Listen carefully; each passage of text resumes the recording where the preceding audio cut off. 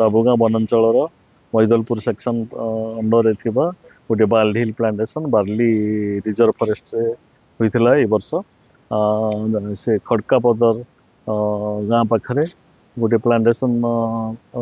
Watcher माने से माने प्लांटेशन काम करने समय तीनोटी गाड़ी रखी काम करते यही समय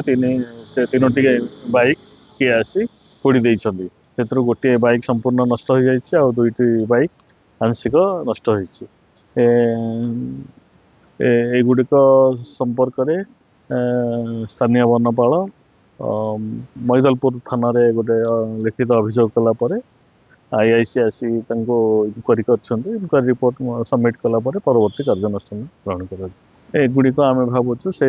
जो जंगलटी आम ए वर्ष प्लांटेशन टेकअप करूँ सेटा हूँ इनक्रोचमेंट जगार साधारणतः इनक्रोचमेंट बढ़ी आमर स्टाफ मैंने बहुत एक्टिवली धीरे धीरे इनक्रोचमेंट एभिक्शन करिकी प्लांटेशन रे परिणत करुछन्ती एगुड़िक लोक मानकर आक्रोश हो पारे।